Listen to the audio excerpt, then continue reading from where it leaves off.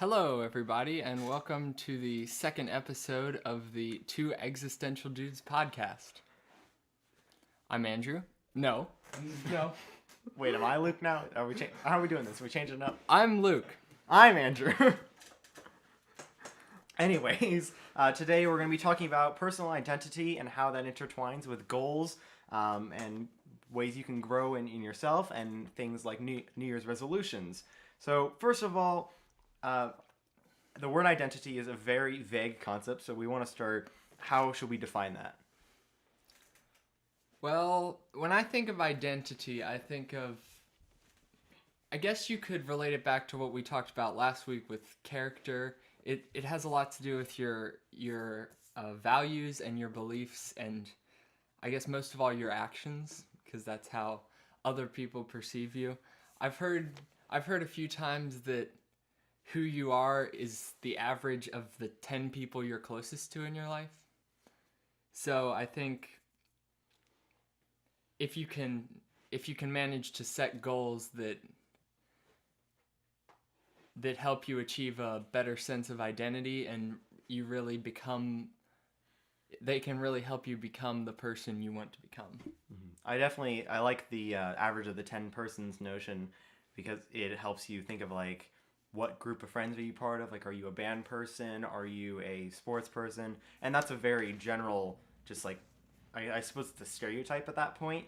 But when you bring in all 10 friends, then it makes it much more of a broad thing, and you can think about the different facets of your life and how you interact with them. Certainly. So, I think we're going to start out here with the idea of creating a vision. So, it should be up on the screen now. High-tech technology, maybe? So, there are short-term goals and there are long-term goals that you have to consider. And I think the biggest problem some people make when trying to set goals for themselves is they make them really vague. And with longer goals, they can be sort of vague, but for short-term goals, they have to be very specific.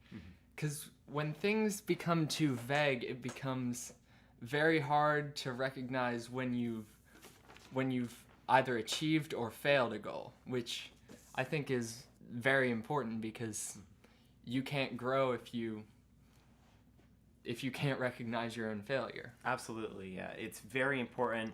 I always like the word incremental for steps, because it's not a... First of all, a lot of these goals aren't one and done like checklists. They're longer processes. Even if they're shorter goals, they still take time. And I like using the word incremental because it's about each step of the process.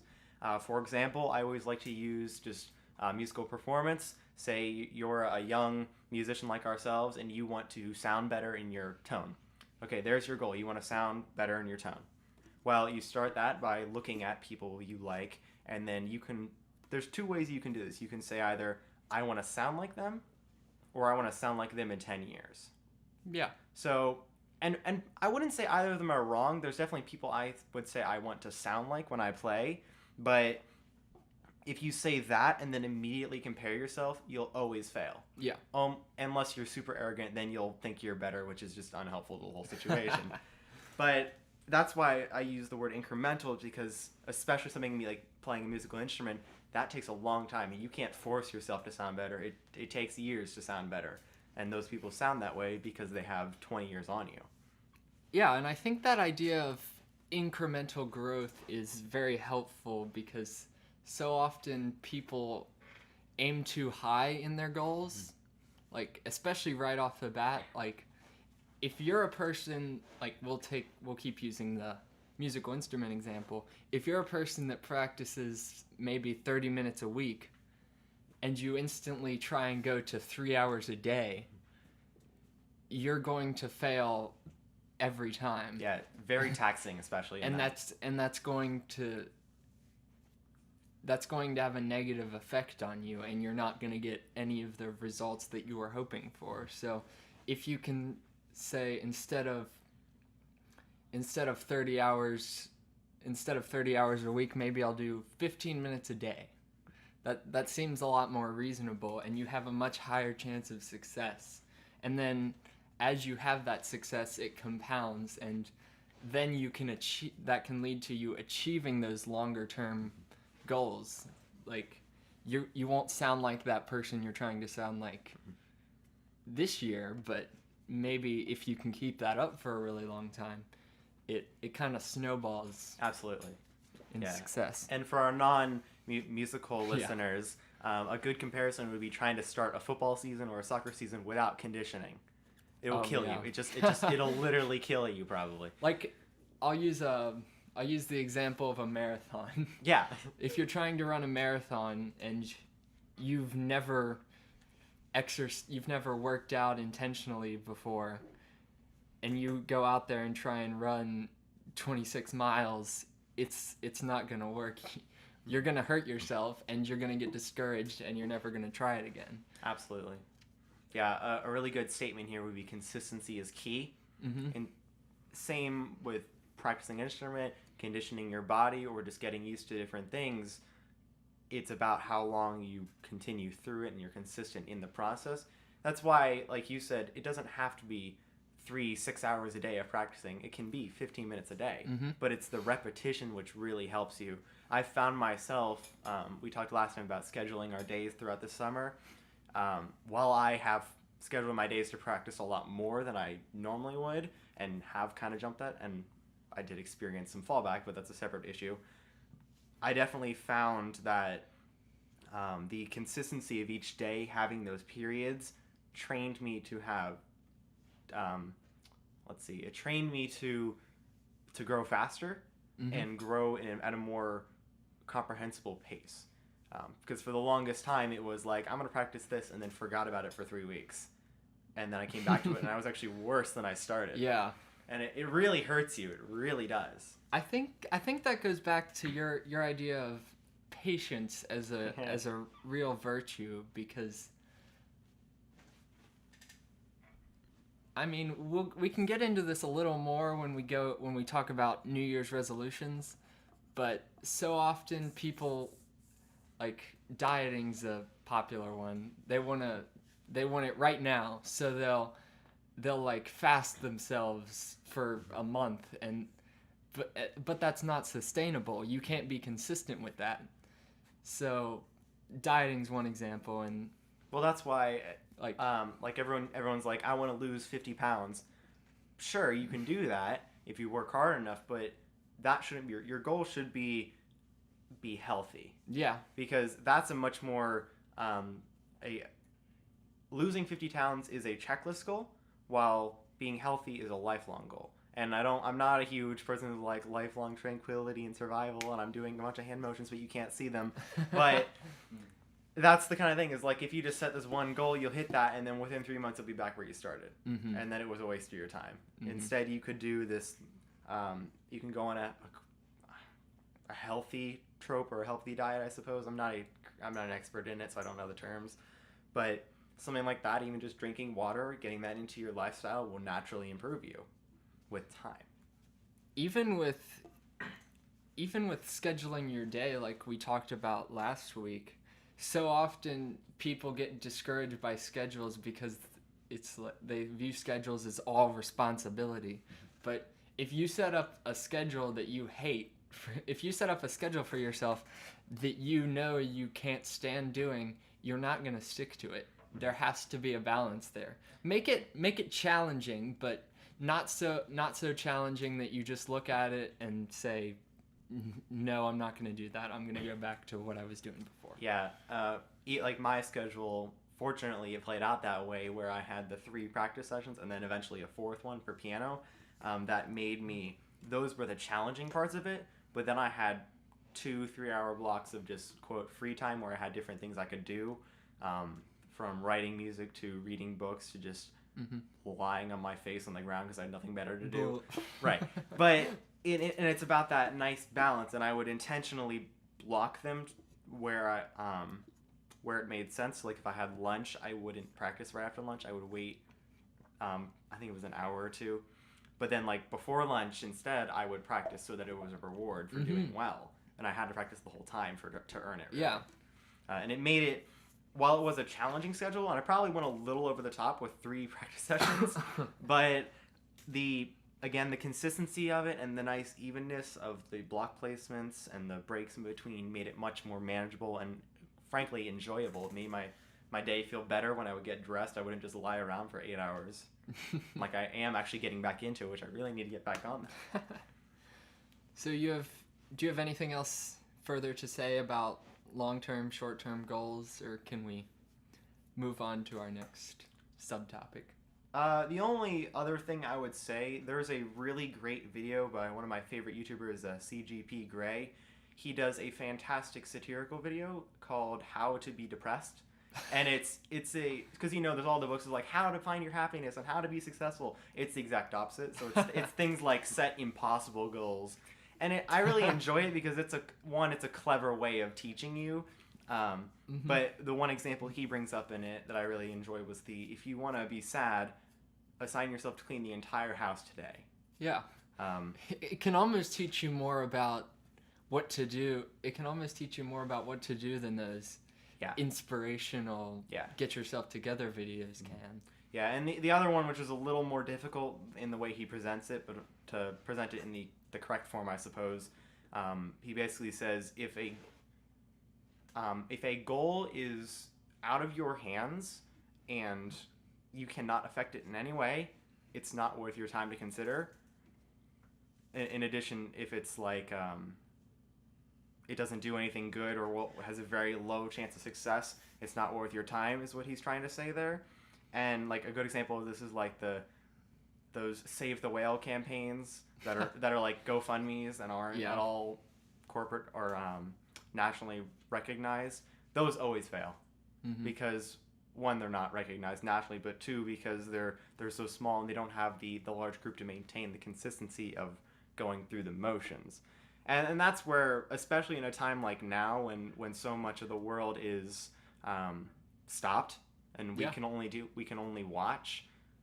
Anytime I have a discussion with someone when they start complaining about things in relation to that, I just say, if you can't control it, it's not worth your time. Yeah, certainly. Same thing with politics. Same thing with the weather, even. Just like if you can't control it personally, don't worry about it because all it'll do is make you more worried. Yeah, that's been a really valuable thing to learn because worrying really doesn't do a whole lot if you can't put a plan into motion behind it to improve something. And there's a lot of things that's impossible to do because you don't have the control. You're Absolutely. Not in control. And as humans, we want that control. We want to feel like we're in control of everything. Yeah. I think that most of us are planner people. There obviously aren't people who are that way, but a lot of us are I want to have a plan. I mean, we're used to having band camp schedules the year prior. Yeah. And something right now when we have to wait 2 weeks, it's really unsettling for us. Oh, yeah. Because one, we're expecting to have the whole season all through October, but right now we can't affect that very much. We have tried. We've done things to try and affect it. Yeah. And we don't know how those will turn out yet. But I think that ties back to like the whole concept of having hope in different things, because there's no reason to have hope in something you can't affect because you're more likely to be disappointed. Yeah. And if you can't affect it, you have more control in the odds, I think. Yeah. Okay, so I think we'll move on to our next little subtopic here. And this is entitled Goal Making as a Two-Way Relationship. And I guess this is a somewhat complicated way to grasp goal making, but it separates you into two parts. There's the benefactor of the goals. They sort of receive the spoils of your work, and that's really your future self in a sense.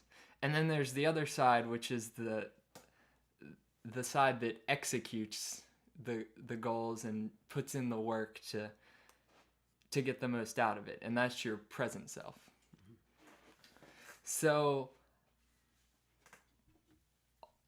it's a very fine line you have to balance, because on either side, like let's say you set really challenging goals and you give yourself no enjoyment and you hate the schedule you've set up for yourself, that I guess that could be described as like almost like you're a slave to yourself. Right, You're a forcing slave yourself. to your future self.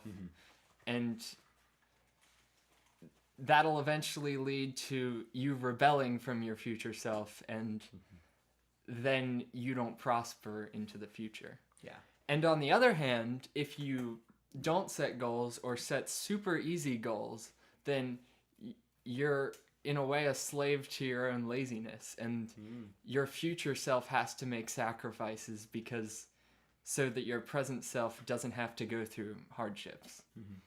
So I guess the proper way to think of it would be viewing your future self as the employer and your current self as an employee, because you will both share in the fruits of your labor, but there's no, I don't know. Okay, so that's really interesting. I don't know if I've really considered this before. You used the phrase like current self and future self, and that makes sense. I like that, but I want to clarify. There is no tangible future self. Your future self is entirely what you make it. Yeah. You can set an image of what you make, and a lot of people, and I'm not saying this is like to retort you, but a lot of people forget this, and it's really important to remember. It's what you make it. Yeah. One, you can only blame yourself for a lot of the things. Some things are out of your control again, and you shouldn't blame anyone for that unless you can't affect them, I suppose. But your future self is not a physical being yet. If that makes sense. And you have the opportunity to make it into something, good or bad. Yeah, I see what you're saying. And I do like the notion of, like the comparison of master and slave, and employer and employee, and then slave to yourself, because that's a very clear way of showing the balance of how much you need to enjoy working on your goals and know why you want to work on your goals.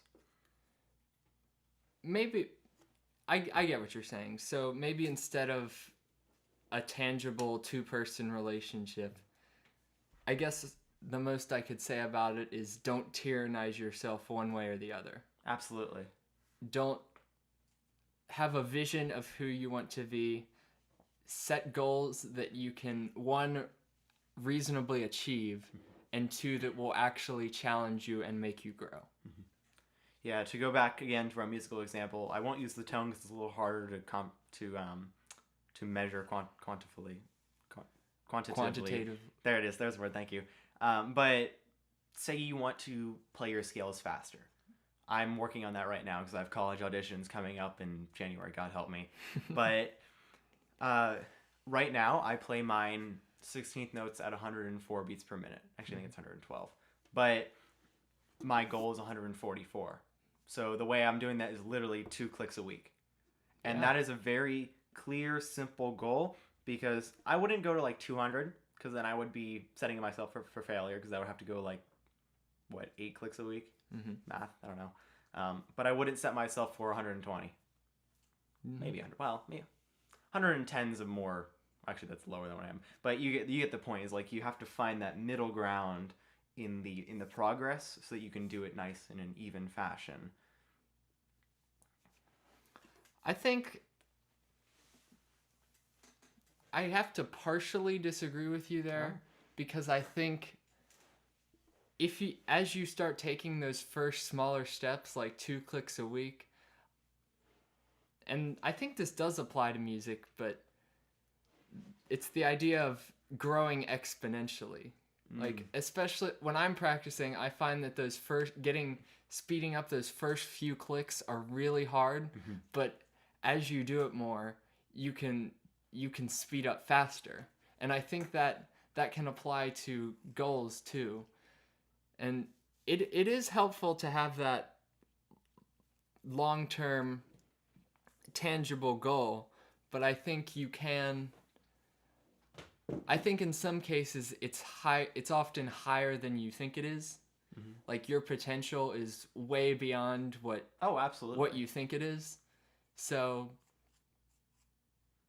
but I get what you're saying. Like you're preparing for a very specific audition, so it's not like your Right. ultimate potential. It's just Yeah, I will say to amend what I had said before, and assess what you've given. I don't think you can manage the exponential growth. The reason I do the two increments is because they're simple and it's easy to keep track of, so that each step feels easy, and then suddenly I'm very much faster at it.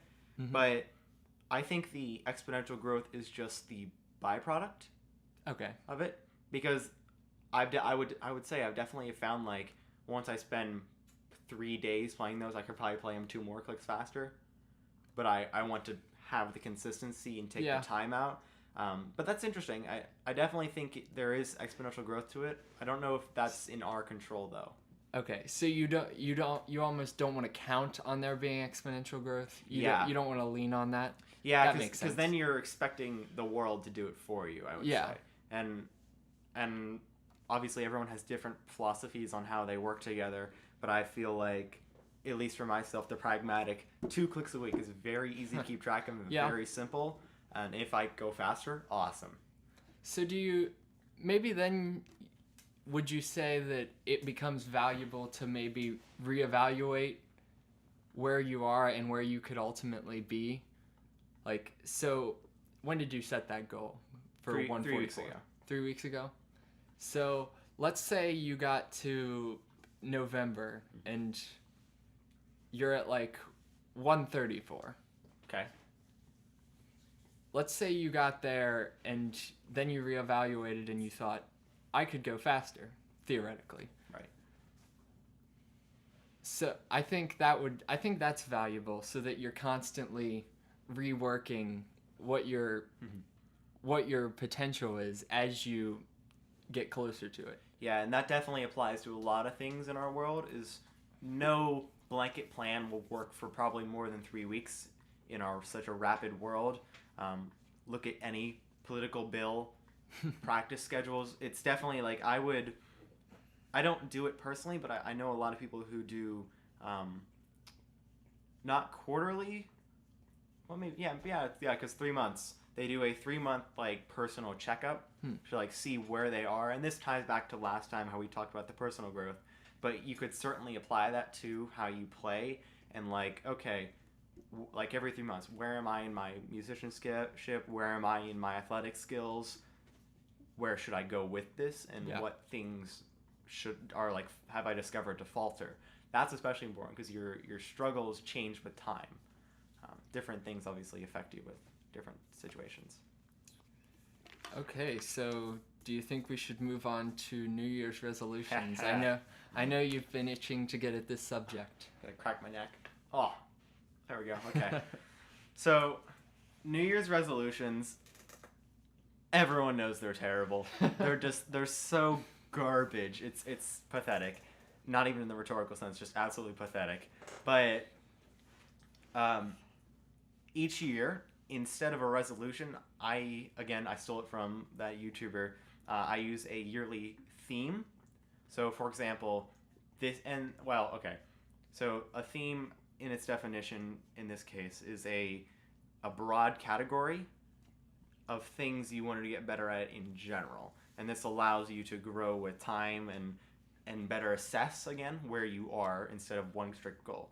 Because, again, if you're just shooting for 50 pounds less, again, that's a checklist goal. You might hit that if you go through with it, but there's a very low chance you'll maintain that with time. So, for example, if you want a theme that relates to that, year of health. So it's not about losing weight. It's about drinking more water, going for runs, mental health, hanging out with friends, all kinds of things. And it makes it much more varied. My 2020 for me is my year of writing. Yeah.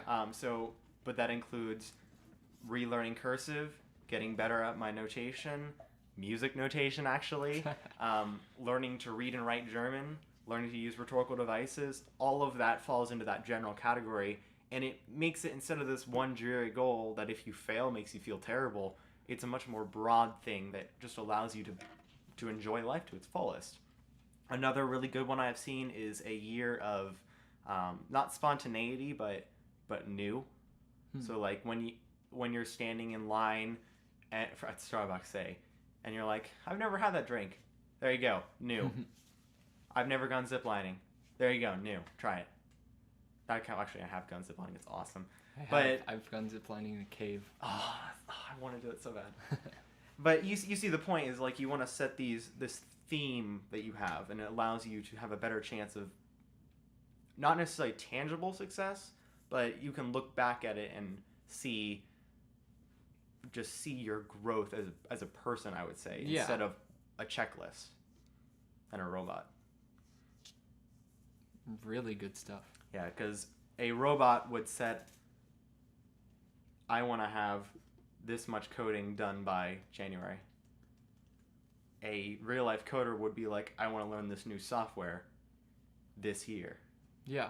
And for something like that, where it is more specific, going back to the quarterly checkups, that's a really good way of doing it, is you can like reassess where you are and like how you might need to change it. Yeah. For example, I don't do the quarterly checkups myself yet, but I would do pretty regular ones. And one that I would notice is like, okay, my handwriting is a little worse than I would like it to be. I'm going to spend some time on that. So it's almost like making your goals a lifestyle. Mm-hmm. And that goes along with the idea of the theme, that instead of just checking a box, you're really changing a lot of things in aid to make yourself better at this. Absolutely, yeah. Yeah, it's not a checklist. It's again, like a marriage. It's you're growing at it, and you're working towards it with time. Yeah. So do you think we should move on to our final topic? We can. I don't have much more on New Year's resolutions that's relevant, at least. Okay.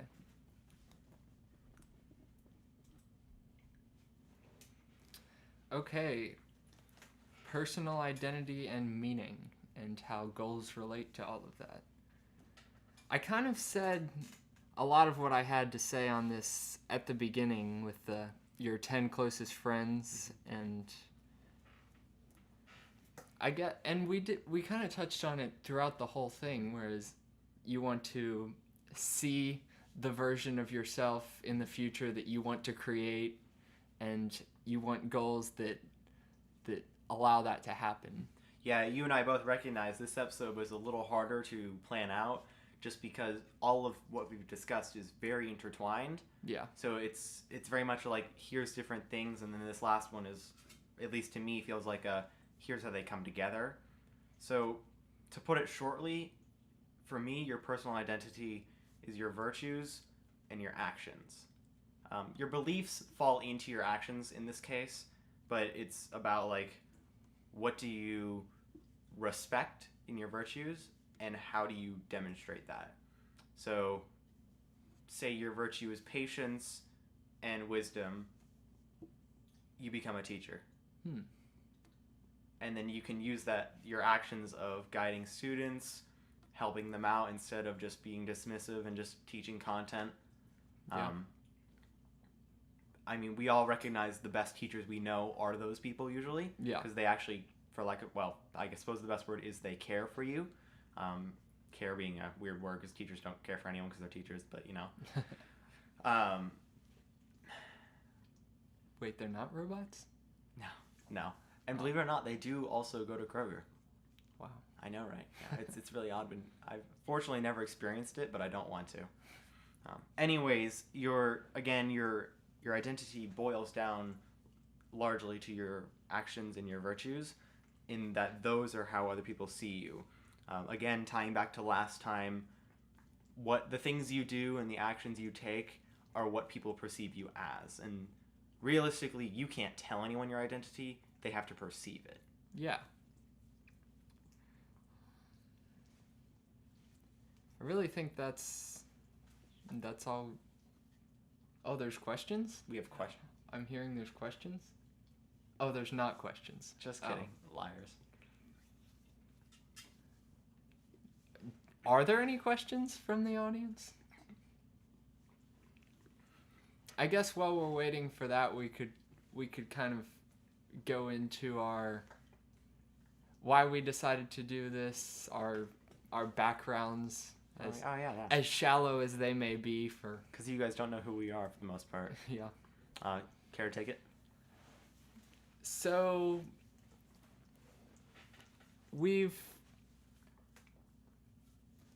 for me, it's been fairly recent where I've tried to really look at myself in a way that in an introspective way. Mm-hmm. And Andrew has really helped me with that because he started much earlier than I did, and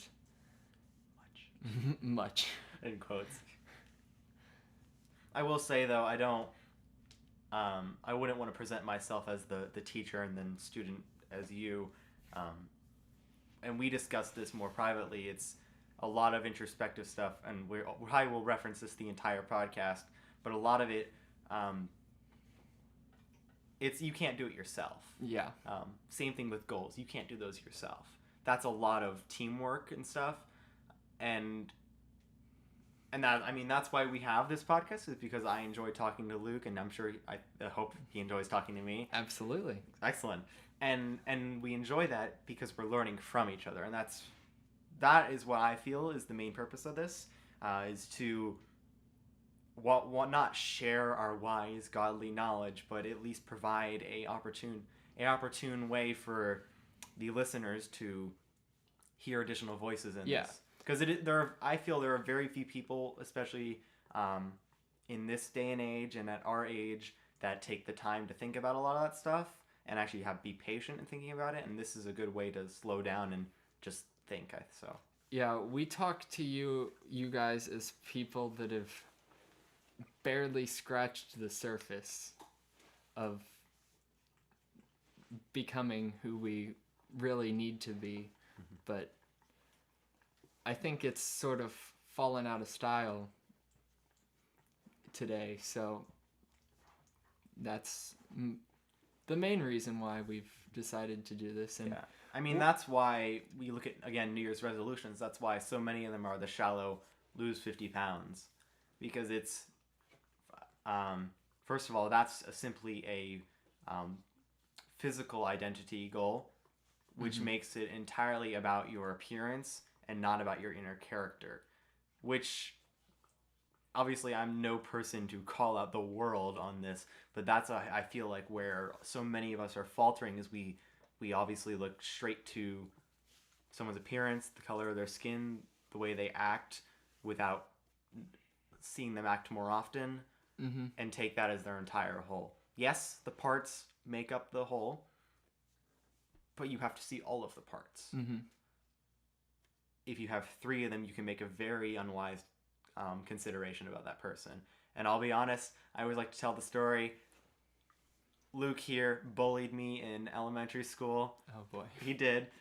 And look at us now. We're great friends. We both really enjoy each other's company. And first of all, that demonstrates that people change. You can't make people change, but people change in their own right.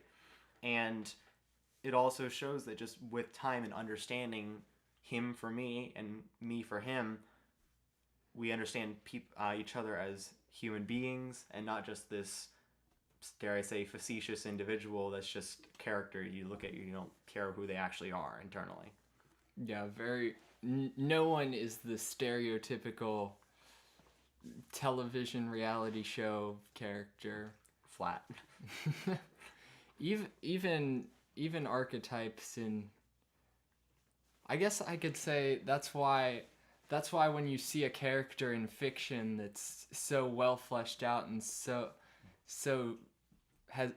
is complex and has consistent motivations, and you see the hero's journey, you mm-hmm. see them grow. That's why we as humans are so attracted to those stories rather than just Yeah, we obviously, many of us want the romantic image of the hero storming the castle and saving the princess, and that's good. I don't think that's bad. I mean, old school Disney is like that. But if you, even with Disney itself, you notice now so many of them have these inner motivations to their characters, and especially for adults, you notice how well rounded they are, and it actually demonstrates a much greater appreciation for that stuff. I myself, while stuck at home, have gone through a Disney binge. I've watched just a whole nostalgia basket, and the one running theme that I've noticed is so many of them. Obviously, there's the jokes that go over kids' heads and things like that. But now that I'm older and I understand a lot more, I find it really interesting to see how many of the themes actually still are relevant. mm-hmm. And we'll definitely have to come back to this, the whole notion of growing up versus getting older. Oh yeah, definitely. That's a really good discussion to have. But I always I talked about it last time. How one of my favorite parts of our band season was the fact that I just see you run out into the field being a complete idiot, and then I would do the same, and it was a ton of fun. And mm-hmm. especially older persons, and not to just be like, oh, darn old people, but so many people dismiss that as childish, and it is. Yeah. It absolutely is. But that's the point. Yeah. There is I think it was Harrison Ford who said it. I forget the exact quote, but it's along the lines of, if you want to stay young, you have to think young. And that's basically saying that is like, well, you don't want to act like a child. You want to be playful, compassionate, enjoy your time. And that's the big part that I've noticed when rewatching a lot of these Disney things, is that it's like, so much of this is still relevant. And to me especially, it's like, that's what I strive to do, is make things fun. So would you say it's a balance? Because I myself, I don't really like the notion of like, we all need to be children at heart, and that's just not that attractive to me, because so often I see people who, in the world today, you see people who don't grow up, don't go out into the world, don't take their life seriously, I guess. Yeah, and to clarify, what I mean by remaining childish and enjoying that is not keeping your childish virtues of just fun, toys, childhood stupidity, that kind of stuff, but rather keeping them and adding on more mature values. Okay. So in addition to fun, dare I say, crackhead energy, stupid things, you add on patience, understanding, wisdom. You add those in facets, so that, because obviously you don't want, like you said, you don't want those people just being children for their whole lives, and that's, we'll definitely have to talk about it. That's where the whole notion of growing old versus maturing comes in, because they are two very different things. Because a lot of those people don't mature; they grow old. Yeah. While I definitely think you can mature. Wait, hold on.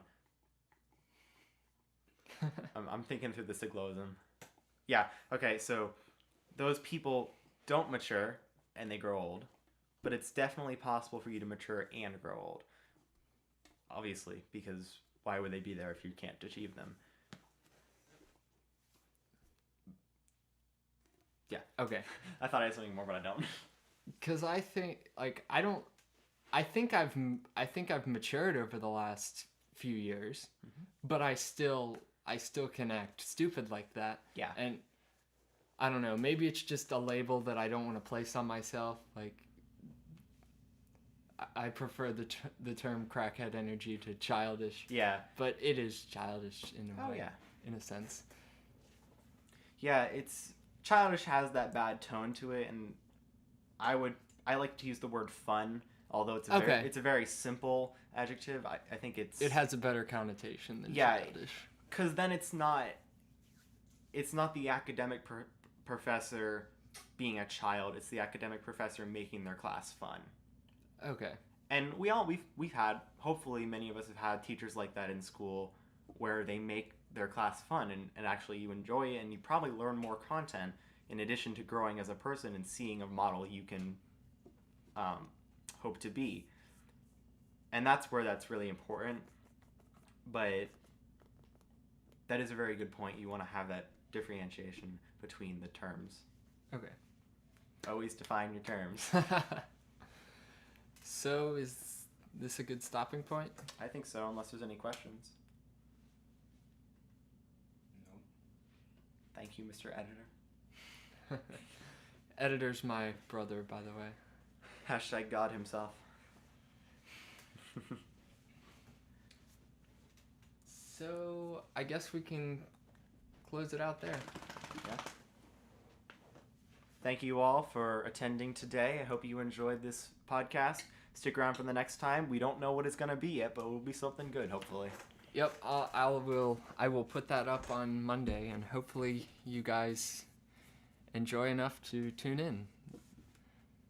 I am Luke, I am Andrew. and this has been the Two Existential Dudes podcast. Have a good day.